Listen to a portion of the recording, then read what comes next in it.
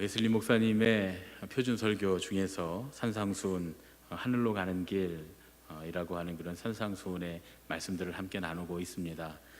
어느덧 벌써 11번째 시간이 되어서 오늘 마지막 시간입니다. 우리가 함께 마음의 각오를 다지고 온전히 하나님 나라를 향해서 걸어가겠다라고 하는 그런 결심을 가지고 이 말씀을 함께 나누었는데, 오늘은 가장 중요한 결론, 요점에 관한 그런 말씀입니다.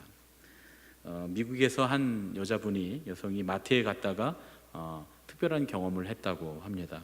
할아버지와 나이 어린 손자가 함께 마트에서 장을 보고 있는 그런 광경을 보게 되었는데, 할아버지가 식료품을 고르고 있는 동안에 이 3살 된 손자가 자꾸 뭘 사달라면서 떼를 쓰는 겁니다. 처음에는 사탕을 사달라고 울기 시작합니다. 과자 판매대를 지나가니까 과자 판매대 앞에서는 과자를 사달라고 또 울고, 과일 판매대를 지나가면 이번엔 과일을 사달라고 또 울고 떼를 씁니다. 시리얼 진열대를 지나가니까 저 시리얼을 사달라고 막 울면서 떼를 씁니다. 그럴 때마다 할아버지가 침착하게 아주 인자하고 정중한 목소리로 이렇게 말합니다. 침착해 윌리엄, 우린 이곳에 오래 있지 않을 거야. 침착해. 그런데 손자는 계속 울면서 소리를 지릅니다. 저거 사달라고 이거 사달라고 하면서 막 소리를 지르고 나중에 막 괴성까지 지릅니다. 할아버지는 부드럽게 웃으면서 이렇게 말합니다. 괜찮아 윌리엄, 몇 분만 있으면, 몇 분 후면 우리는 여기를 나갈 거야. 조금만 더 참아. 계산대 앞에서 이제 아이는 드디어 카트 안에 물건을 막 던지기 시작합니다. 할아버지가 침착한 목소리로 손자에게 다시 한번 말합니다. 윌리엄, 화내지 말고 침착해. 이제 5분만 있으면 우리는 집에 도착할 거야. 이 광경을 옆에서 지켜보던 이 여성이 할아버지의 모습에 아주 감동했습니다. 보통 같으면 손자랑 막 싸우고 손자에게 화를 내고 다그치고 윽박지르고 또 뭐 협박을 하고 겁을 주고 그럴 것 같은데, 전혀 그렇지 않고 침착하라고 하는 그 모습을 보면서 그래서 마음에 감동이 돼서 주차장까지 할아버지와 손자를 따라가서 할아버지에게 이렇게 말했습니다. 제가 참견할 일은 아니지만 정말 저는 놀라운 광경을 봤어요. 어떻게 애를 그렇게 잘 다루시죠? 윌리엄은 정말 훌륭한 할아버지가 있어서 참 좋겠어요. 그렇게 말했더니 이 할아버지가 아주 간단하게 정중하게 이렇게 대답합니다. 고마워요. 하지만 윌리엄은 나예요. 쟤는 케빈이에요. 예. 한 박자 늦게 웃음이 터지는 그런 얘기입니다. 재밌는 얘기죠. 저도 이 얘기를 들으면서 참 재밌다는 생각을 했습니다. 페이스북에 이렇게 올라온 그런 동영상을 봤는데, 그런데 이 이야기를 제가 보면서 한 가지 큰 교훈을 하나 얻게 됐습니다. 이 할아버지의 행동은 정말 본질을 꿰뚫는 행동이었다, 이렇게 볼 수 있습니다. 할아버지는 손자를 다루고 있었던 게 아니라 사실 자기 자신을 다루고 있었던 거죠. 손자의 마음을 다루고 있었던 게 아니라 자기 자신의 마음을 다루고 있었던 겁니다. 손자가 떼쓰는 것을 멈추려고 하는데 초점을 맞추면 결국 분노가 생기고, 할 수 없는 일이니까 손자에게 해서는 안 되는 협박을 하거나 으름장을 놓거나 폭언을 하거나 폭력을 행사할 수도 있는 그런 상황이 아니겠습니까? 그런데 자기의 마음을 다루는데 초점을 맞추니까 오히려 두 사람에게 모두에게 마땅히 해야 할 좋은 일을 할 수 있었던 것이 아닐까 하는 그런 생각을 해보게 됐습니다. 우리 삶의 대부분의 문제들은 본질이 아닌 것에 초점을 맞추는 데서부터 시작이 됩니다. 본질에 초점을 맞춰야 만족스럽고 행복한 삶을 살 수 있는데, 이 본질이 아닌 것들에 초점을 맞추면서 살아가기 때문에 불만족스럽고 또 때로는 우리의 삶이 무너지기도 합니다. 오늘은 웨슬리 목사님의 산상수훈 설교 마지막 시간으로 우리 신앙의 삶에 있어서 본질이 무엇이고 본질이 아닌 것이 무엇인가에 관한 그런 말씀을 함께 나누려고 합니다. 마태복음의 산상수훈을 다 정리해 보면 5장부터 시작되는데, 5장은 우리가 어떻게 하면 하늘나라에 갈 수 있는가, 하늘나라로 향하는 참 믿음에 대해서, 가난한 마음이 되는 것에서부터 시작해서 그런 것에 대해서 설명하고 있습니다. 6장은 우리가 하나님 나라로 가는 동안에 어떤 마음을 가져야 하는가, 의도의 순수성, 또 과정과 방법을 순수하게 해야 한다 라고 하는 것에 대해서 우리가 함께 나눴습니다. 산상수훈의 마지막 본분이라고 할 수 있는 7장은 하늘나라로 우리가 걸어가게 될 때, 하나님의 나라를 향해 걸어가게 될 때 직면하게 되는 방해물들, 장애물들, 판단하는 마음, 정죄하는 마음, 내 안에서부터 일어나는 그 방해물부터 시작해서 밖으로부터 오는 장애물들, 넓고 쉬운 길에 대한 유혹, 거짓 선지자들에 대한 그런 유혹, 이런 것들에 대해서 어떻게 경계할 것인가에 대한 말씀을 함께 나눴습니다. 그리고 마지막으로 오늘 우리가 읽은 말씀이 산상수훈 전체의 결론을 우리에게 말씀해 주는 부분입니다. 산상수훈의 결론의 요지가 뭐냐? 이때까지의 가르침을 들었으면 이제 진심으로 그 일을 행하라 하는 것입니다. 그렇게 살아라 라고 하는 겁니다. 하늘의 가르침, 생명의 말씀을 듣고도 행하지 않으면 모래 위에 집을 짓는 어리석은 사람이지만 듣고 행하는 사람은 반석 위에 집을 지은 지혜로운 사람이다, 이렇게 우리에게 말씀합니다. 그런데 아주 어려운 함정이 이 안에 있습니다. 우리가 집을 짓고 하나님 나라를 향해 걸어가야 되는데 꼭 주의해야 될 일, 그것을 반석 위에 지은 집과 모래 위에 지은 집으로 예수님은 우리에게 설명을 해 주십니다. 모래 위에 집을 지은 사람들은 어떤 사람들이냐? 주여 주여 하는 사람들입니다. 그러고 보니까 우리는 다 위험하죠.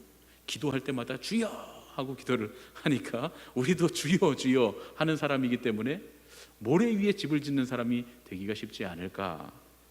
정확히 말씀드리면 그렇습니다. 정말 그렇습니다. 누가 주여 주여 하는 사람인가? 주님께서 보여주시는 그 길 외에 다른 길로 하나님 나라에 갈 수 있다고 생각하는 사람들.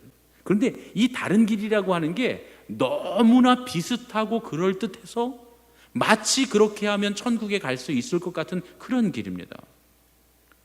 그들은 다 교회를 다니는 사람들이고 모래 위에 집을 짓는 주여 주여 하는 사람들은 다 주여 주여 하며 신앙 고백을 하는 사람들입니다. 하나님을 찬양하고 주님의 구원을 선포하고 하나님의 그 하나님 나라의 깊은 것, 이 성경에 나오는 진리의 깊은 것들을 천사의 음성으로 혹은 천사의 언어로, 거룩한 언어로 사람들에게 드러내고 심지어 믿지 않는 사람들에게 예수 그리스도를 믿음으로써 죄사함을 받고 구원받는다고 하는 복음도 전하는 사람들입니다. 어찌 보면 이 주여 주여 하는 사람들, 모래 위에 집을 짓는 사람들은 외적으로 볼 때 흠잡을 데가 하나도 없어요. 여러분, 모래 위에 집을 지어도 근사하게 얼마든지 지을 수 있지 않습니까? 그러니까 밖에서 보면 전혀 모릅니다. 더러운 악을 행하지도 않고 성경에 금지된 것들을 행하지 않고 하나님의 말씀에 어긋나는 말들을 하지 않습니다. 하나님의 계명을 지키는 데에도 최선을 다합니다. 그리고 이웃들에게 선행을 베푸는 데에도 열심이고, 한마디로 경건의 삶을 살아가고 다른 사람들을 돕는, 이웃을 사랑하는 구제의 삶을 살아갑니다. 여러분, 이 교회 안에 있는 사람들 중에 알곡과 쭉정이를 갈라내는 일은 우리가 할 수 없는 일이지 않습니까? 왜냐하면 너무 비슷하기 때문이지. 너무 그럴듯하기 때문입니다. 보면 목회자들 가운데서도 저분이 참 훌륭한 분이다, 영적으로 훌륭한 분이다, 청소년들, 청년들을 가르치면서 막 혼전 순결에 대해서 가르치고 서약을 시키고 반지를 끼게 하고, 그런 분들이 보면 문제를 일으켜서 감옥에 가고 그러면서 많은 사람들을 상처를 받게 하고, 그런데 우리가 그 모습만 보고 어떻게 그것을, 그 사람의 속사람을 구별하느냐 하는 거죠. 신앙인들도 보면 참 교회 열심히 다니고 열심히 봉사하고 교회 헌금도 많이 하고 교회에서 열심히 봉사해서 많은 사람들이 저 사람은 훌륭한 사람이다 그랬는데, 교회 안에 문제를 일으키고 심각한 분란을 일으키고 결국은 교회를 깨뜨리고 교인들을 상처받게 하는 그런 모습들을 교회 안에서 우리가 너무나 많이 봐왔습니다.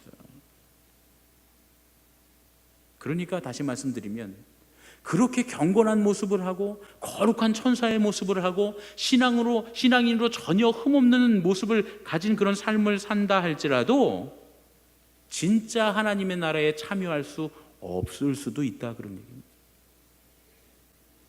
주님의 이름으로 기도하며 병을 고치고 귀신도 쫓아냈지만 주님이 뭐라고 말씀하십니까? 도무지 너를 알지 못한다, 이렇게 말씀하신다, 그런 얘기죠. 주님께서 내게서 썩 물러가라, 불법을 행하는 자들아, 이렇게 말씀하실 수도 있다, 그런 얘기입니다.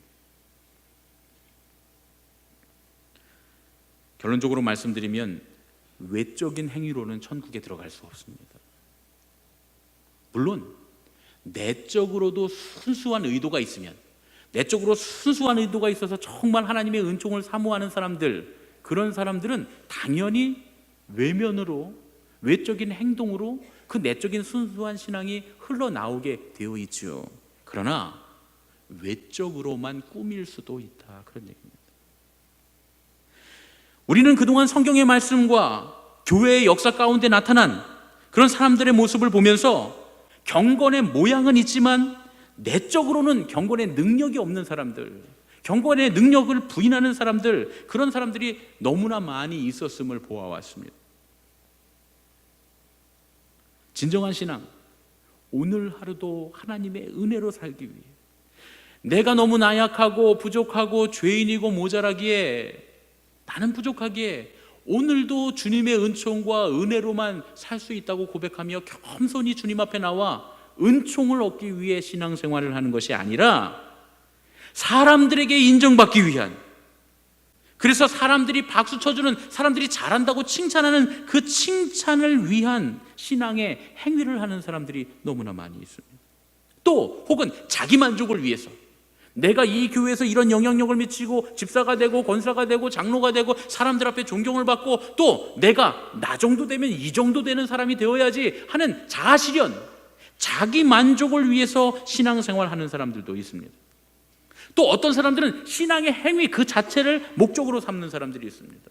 노래가 좋아서 교회 와서 찬양대를 하면서 노래가 좋아서 찬양을 부르고, 교회 와서 기도하며 조용한 시간에 내가 조용히 나를 묵상하고 자아를 성찰하는 것이 좋아서 와서 기도하는 사람들도 있고, 봉사하고 헌신하면서 남들에게 뭔가 좋은 일을 하면서 나 스스로 카타르시스를 느끼는, 나 스스로 만족을 느끼는, 그래서 그 행위 자체에 그것을 목적으로 삼는 그런 신앙들도 있다, 그런 얘기입니다. 이 모든 것들은 결국 경건의 모양은 있지만 진짜는 아니다, 그런 얘기죠. 참된 사랑과 믿음과 소망의 능력은 그 안에 들어있지 않다, 그런 얘기입니다. 그런 사람들이 많이 모여 있으면 그게 진짜 신앙인 줄 알고 모두 스스로 만족하면서 그것을 자랑하면서 잘못된 신앙생활들을 합니다. 우리 교회가 수십 년 동안 이런 일들을 해왔는데 얼마나 자랑스럽고 멋지냐 말이죠. 그 안에 예수님의 마음, 복음은 없는데 그 행위와 해왔던 그 전통들이 자랑스러워하는, 그것이 마치 진짜 신앙인 것처럼 이야기하는 오류에 빠질 수 있다, 그런 얘기죠. 우리 교회는 앞서가는 교회라 다른 교회들이 하지 않는 이런 훌륭한 일들을 하고 이런 예배를 드리고 이런 신앙생활을 하고 이런 교회로 나아가고 있습니다. 얼마나 멋지고 훌륭합니까? 그 안에 예수 그리스도의 복음은 없는데, 진정한 신앙의 믿음은 없는데, 진정한 하나님께서 주시는 은총은 없는데, 그저 그 행위만, 그 모습만 자랑스러워하는, 그게 진짜 신앙이라고 생각하는 착각에 빠져 있는 경우가 얼마나 많으냐, 그런 얘기입니다. 그런 것들이 진짜 신앙인 줄 알고 스스로 만족하고 그것들을 자랑하는 잘못된 신앙들이 우리 주변에 너무나 많습니다. 루시퍼 이펙트라는 것이 있습니다. 루시퍼 이펙트라고 하는 것은 1971년도에 미국의 스탠포드 대학의 교수였던 필립 짐바르도라고 하는 사람이 한 실험에서 비롯됐습니다. 이 실험은 가짜 감옥을 만들어 두고 구인 광고를 통해서 이 실험에 참여하면 돈을 많이 주겠다, 이렇게 해서 시험 지원자들을 모집합니다. 많은 사람들이 참가를 했습니다. 시험 지원자들을 무작위로 추출을 해서 어떤 근거나 기준이 있었던 게 아니라 그냥 무작위로 한 표는 죄수, 한 표는 교도관, 이렇게 나누고 이 사람들을 2주 동안 가짜로 만들어 놓은 감옥에 집어넣는 그런 실험이었습니다. 그러면서 이 사람들이 감옥에서 어떤 모습을 보이는가라고 하는 것을 실험하는 사회적인 실험이었습니다. 원래 계획은 2주 동안 하는 것이 계획이었는데 1주 만에 끝나고 맙니다. 이유는 뭐냐면 실험에 참가했던 이 사람들이 예상치 못한, 예기치 못한 행동들을 하게 된 거예요. 일주일 동안 실험하는 중간에 이 죄수 역할을 맡았던 실험자들이 극심한 신경쇠약, 스트레스 이런 것들을 호소하면서 나 실험을 그만두겠다 하고 다 포기해 버린 것입니다. 교도관을 맡았던 사람들은 자기들이 이게 그냥 실험이라고 하는 것을 잘 알면서도, 실험이라고 하는 것을 잘 알고 있음에도 불구하고 시간이 갈수록 악랄한 방법으로 이 죄수 역할을 맡은 사람들을 괴롭혔던 겁니다.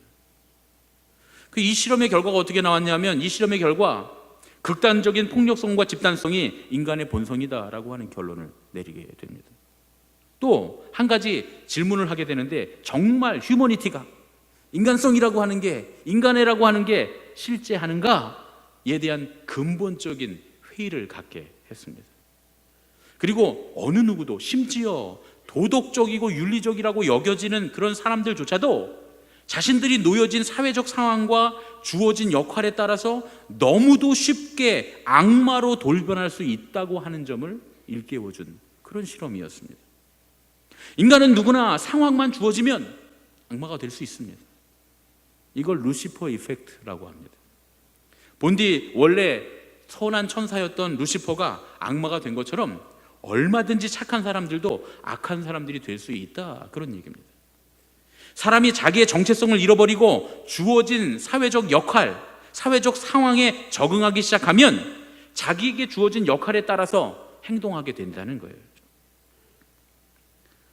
우리가 상황에 끌려가고 우리의 역할에 끌려가서 악한 행동을 하는 악한 사람이 되지 않으려면 어떻게 해야 할까?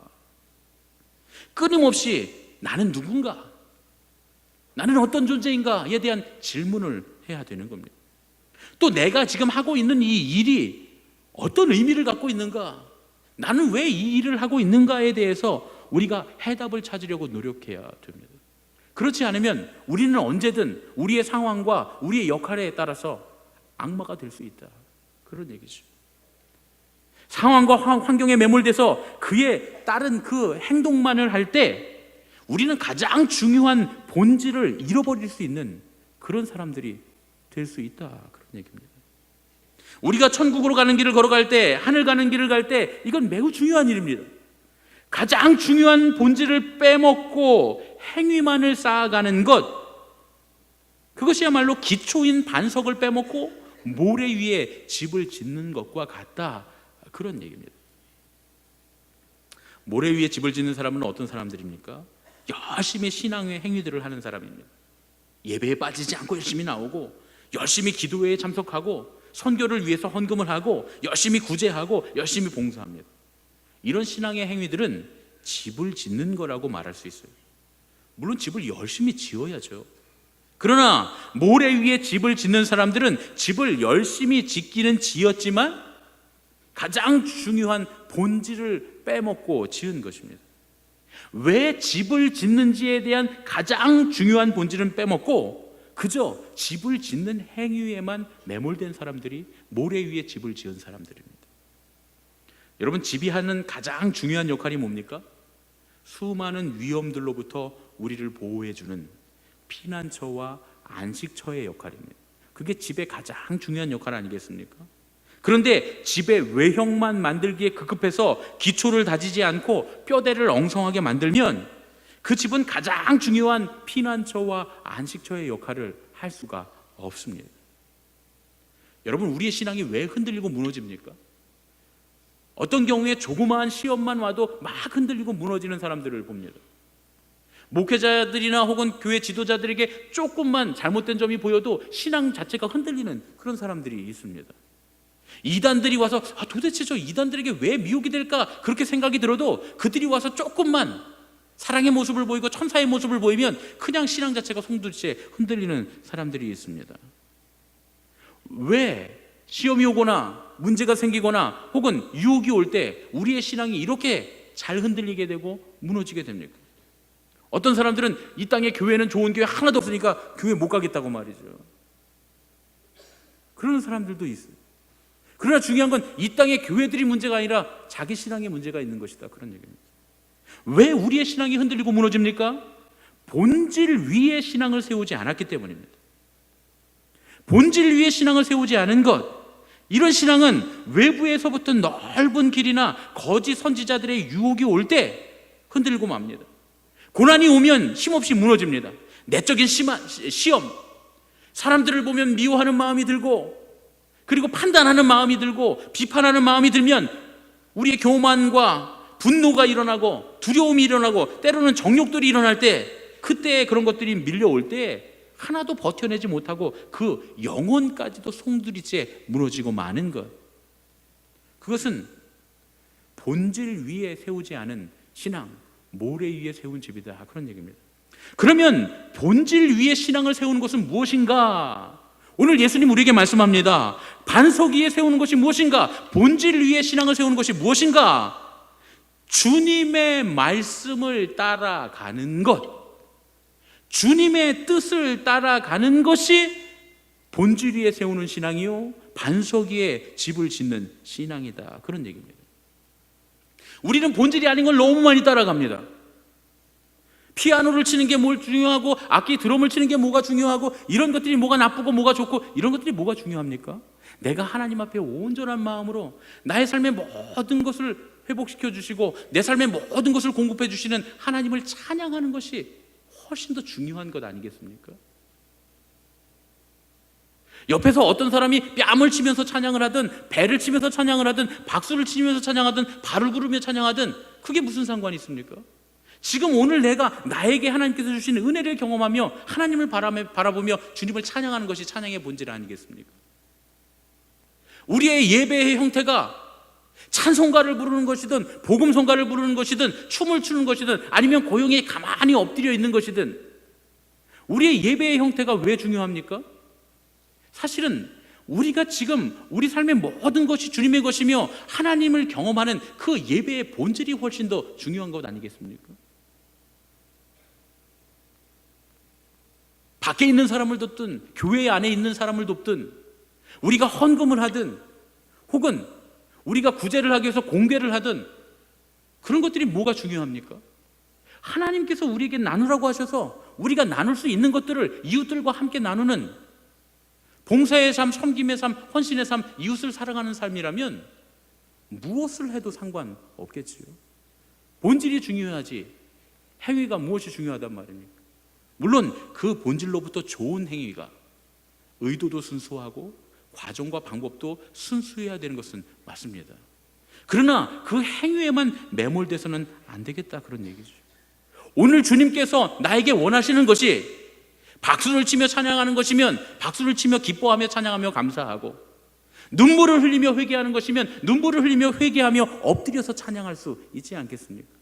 오늘 주님께서 내게 원하시는 주님의 뜻, 그것이 무엇인가가 본질이요 반석이다, 그런 얘기입니다.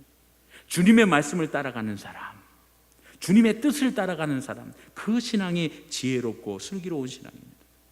왜냐하면 그 신앙은 자기 자신을 알고 내가 누구인지를 알고 하나님이 어떤 분인지를 아는 신앙이기 때문입니다. 오늘 나의 상태가 어떠하고 주님은 어떤 분이기에 내가 이렇게 신앙생활 해야 되겠다, 마음이 가난해서 나의 죄악된 모습을 알고 사랑이 넘치는 하나님께 기대는 것만이 내가 죄를 용서받고 구원받는 길임을 아는 것, 그래서 사랑의 하나님께서 보내신 예수 그리스도를 믿음으로 주님께서 하신 일들을 행해 나가는 것, 하나님의 은총을 힘입는 것, 진실한 반석이신 예수 그리스도로 기초로 삼고 그분의 보혈과 그분의 의로우심과 그분의 십자가의 고난 위에 집을 짓는 것, 온유해서 모든 사람에게 오래 참고 인내하며 악을 악으로 갚지 않고 선으로 갚는 것, 이 땅에서 살아계신 하나님만을 갈망하며 사람을, 이웃을 내 몸과 같이 사랑하는 것, 심지어 원수까지도 사랑하는 것, 모든 사람들에게 선을 베풀고 이 일들을 하기 위해서 기꺼이 박해도 받을 수 있는 사람들, 하나님께서 우리에게 주시는 은총이 이유이기에 하나님께서 우리에게 장차 베푸실 영광으로 인해 지금 오는 고난도 견디며 기뻐하며 즐거워하며 이겨낼 수 있는 사람들, 그들이 바로 반석 위에 집을 짓는 사람들입니다. 반석 위에 집을 지을 때 시련이 없지 않습니다. 반석 위에 집을 짓는다는 건 더 시련을 당할 수도 있다는 말입니다. 제가 인터넷을 보다 보니까 이런 제목의 글이 있는데 재밌어서 제가 읽어봤습니다. 감옥이 직장보다 좋은 점. 감옥이 직장보다 좋다네요. 정말 그런지 여러분 한번 들어보고 판단해 보시기 바랍니다. 1번, 직장에서는 대부분의 시간을 1.5평짜리 칸막이 안에서 지내지만 감옥은 대부분의 시간을 3평짜리 방에서 보낸다. 넓어요, 2배나. 2번, 직장은 단지 한 끼의 식사를 위해 휴식 시간을 주고 어떤 경우에는 자기 돈으로 그 한 끼도 사 먹어야 되지만 감옥은 하루 3끼를 무료로 제공한다. 대단합니다. 3번째, 직장에서는 일을 많이 할수록 착하다는 소리를 듣지만 감옥에서는 착하게만 지내면 일도 면제해 준다. 일 하나 안 하고도 먹고 살 수 있습니다. 4번째, 직장은 항상 열쇠나 키카드를 가지고 다니면서 알아서 문을 열고 닫아야 하지만 감옥은 교도관이 친절하게 문도 열어주고 닫아준다. 문 열어주고 닫아주는 사람도 있어요. 5번째, 감옥에서는 TV도 보고 게임도 할 수 있지만 직장에서는 그랬다가는 즉시 해고될 수 있다. 6번째, 직장에서는 공용 화장실을 쓰지만 감옥은 개인 화장실을 쓴다. 개인 화장실도 있습니다. 7번, 감옥에는 가족과 친지가 방문할 수 있지만 직장에서는 가족에게 연락할 시간도 안 준다. 눈치 주죠, 그렇죠? 식구들하고 전화하면. 8번 마지막입니다. 직장에서는 일하러 오고 가는데 드는 모든 비용을 자기가 내야 하고 심지어 나라에서 세금도 떼어가지만 감옥에서는 아무 일도 안 해도 모든 비용들을 세금으로 다 내준다. 세금 한 푼 안 떼어가고 세금을 쓰는 사람들이잖아요. 그 내용만 보면 감옥이 직장보다 더 좋아 보입니다. 만약에 이런 내용들을 다 빼고 이런 직장에 취직할 사람들하고 아마 이 내용들을 쭉 써서 구인을 한다 그러면 굉장히 많은 사람들이 모이지 않겠습니까? 그렇죠? 직장에 월급을 주는데 세금 한 푼 없다, 하루 3끼 다 준다, 뭐 이렇게 한다 그러면 사람들이 얼마나 모이겠습니까? 그런데 이런 차이가 있다고 해서 직장에 다니는 것이 내가 오롯이 가족들을 다 책임져야 되고 무거운 어깨에 짐이 지워져 있는 것이고 내가 열심히 일해서 열심히 벌어먹어야 한다는 그런 무거운 책임이 있고, 감옥에 있는 것은 그냥 아무것도 안 해도 먹여주고 재워준다고 하는 책임이 없다 할지라도 직장이 더 부담된다고 직장보다 감옥에 가기를 원하는 사람은 아무도 없다, 그런 얘기입니다. 집을 짓는 것도 마찬가지입니다. 모래 위에 집을 짓는 일은 쉽습니다. 작년에 우리 교회 권사님 중에 한 분이 저 양평에 집을 짓는다 그래서 제가 신방을 하러 다녀왔는데요. 예배도 드리고 그 집 짓는 터 이렇게 뼈대 올라간 걸 다 보고 왔습니다. 그런데 가장 신경을 많이 쓴 게 기초공사였다고 그래요. 돈도 많이 들고 시간도 많이 들였다는 거예요. 다른 사람들은 이렇게 조금만 콘크리트 해갖고 이렇게 기초를 만든다 그러면 이분은 거의 지하를 파갖고, 그 지하를 파면 지하를 만들어야 될 텐데 지하를 만든 게 아니라 거기다 콘크리트를 다 들이붓고 정말 꿈쩍도 하지 않는 그런 기초를 만들었다는 거예요. 그리고 거기 쓰는 이 H빔이라고 그러죠. 뼈대를 엄청 굵은 걸 해서 사람들이 와서 도대체 몇 층짜리를 짓냐고 물어보더래요. 그래서 2층짜리 짓는다 그랬더니 이거면 6층, 7층도 짓겠다고 말이죠. 이렇게 쓸데없이 돈을 많이 들였다고 뭐라 그러는 그 이웃 사람들도 있었다는 거예요. 그래서 제가 물었죠. 아니 왜 이렇게 튼튼하게 지으시냐고. 그랬더니 이렇게 말씀하셨어요.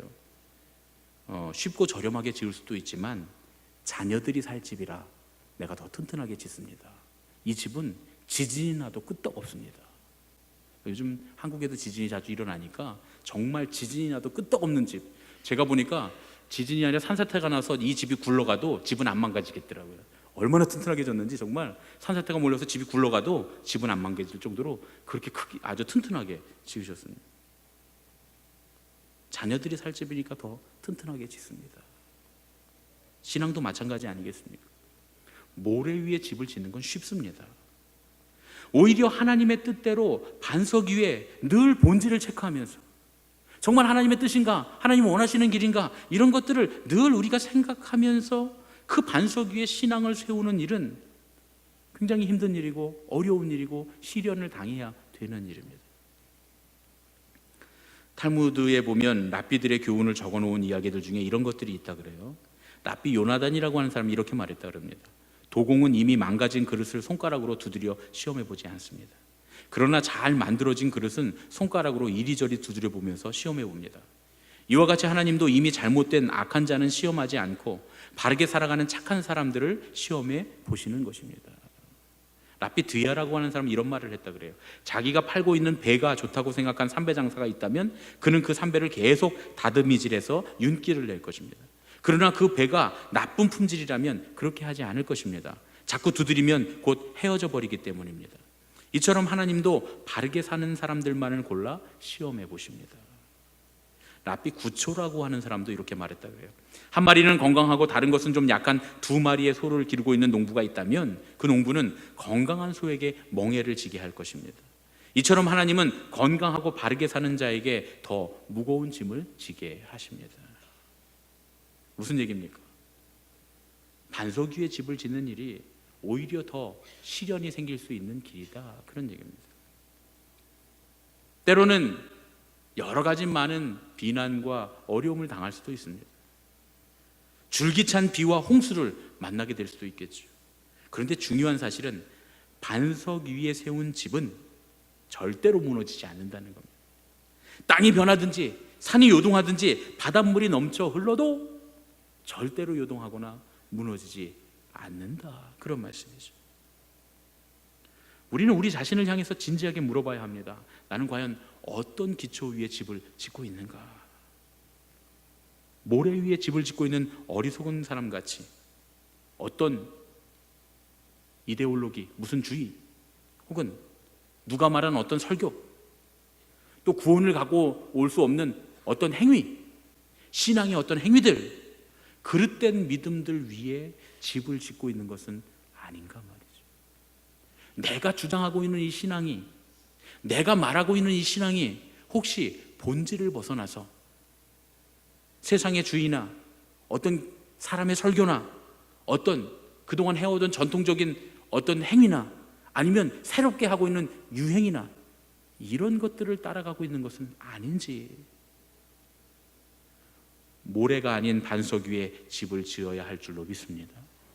반석 위에 집을 짓는다는 것은 하나님의 말씀 위에, 본질 위에, 하나님께서 우리에게 원하시는 그 뜻 위에 우리의 삶을 쌓아간다는, 우리의 신앙을 쌓아간다는 그런 말입니다. 우리 주님께서 우리에게 원하시는 삶의 수칙들을 지키고 그 위에 우리의 신앙을 쌓아가야 됩니다. 예수님께서는 산상수훈을 통해서 이런 것들을 우리에게 요구하고 계시는 겁니다. 먼저 나 자신을 알고 내가 죄인임을 보며 겸손할 수 있는 가난한 마음, 죄를 슬퍼하고 그 비참함을 보며 슬퍼할 수 있는 애통하는 마음, 모든 삶의 현장에서 하나님의 뜻을 발견할 수 있는 온유한 마음, 의로 목마르고 줄여서 영생의 양식을 갈망하는 마음, 오직 하나님만을 바라보며 복음을 바라보며 이웃을 내 몸처럼 사랑하고 거룩함을 완성해 나가는 경건의 삶을 사는 그런 믿음, 성령의 열매를 맺으며 나는 원래 이 모양 이대로 나는 이런 성격을 갖고 있으니까 안 되라고 말하지 않고 성령께서 나를 이끄시는, 성령께서 원하시는 그 성품으로 바뀌어가는 것, 하나님과 이웃을 온전히 사랑하는 하나님의 뜻 위에 우리의 삶을 세우는 것, 이렇게 사는 것이 반석 위에 집을 짓는 지혜로운 사람의 삶인 줄로 믿습니다. 그것이 이 땅에서 하나님과 동행하는 삶이고 그분과 함께 영원한 통치권을 누리는 천국으로 올라가는 삶이 된다, 그런 말씀입니다. 우리 옆에 계신 분들과 이렇게 인사했으면 좋겠습니다. 반석 위에 집을 지읍시다. 반석 위에 집을 지읍시다. 반석 위에 집을 지읍시다. 반석 위에 집을 짓는 건 신앙의 본질을 늘 물으며 하나님의 뜻과 하나님의 말씀을 늘 물으며 그렇게 신앙의 삶을 쌓아가는 것입니다. 우리 하늘빛 교회는 서로가 신앙에 대한 본질을 물어줄 수 있는 그런 교회가 됐으면 참 좋겠습니다. 혹시나 목회자들이라도 지도자들이라도 본질이 아닌 잘못된 모래 위에 집을 짓는 모습을 보일 때 누구라도 손들고 일어서서 그거는 본질이 아니지 않습니까? 하나님 나라 본질을 향해서 걸어가는 교회가 됐으면 좋겠습니다. 또 리더들도 지도자들도 교인들이 말하는 게 무서워서 교인들이 여론이 무서워서 마땅히 본질을 따라가지 못하고 어리석게 모래 위에 집을 짓는 그런 어리석음이 없는 그런 교회, 우리 모두는 하나님의 뜻이 무엇인지, 하나님께서 우리에게 원하시는 것이 무엇인지, 진짜 하나님을 사랑하고 이웃을 사랑하는 것이 무엇인지를 우리 스스로가 늘 판단하고 늘 생각하고 염두에 두고 신앙생활하는, 그래서 반석 위에 집을 짓는 그런 교회가 되었으면 좋겠습니다. 그런 저와 여러분이 되시기를 예수님의 이름으로 축원합니다. 아멘. 이제 오늘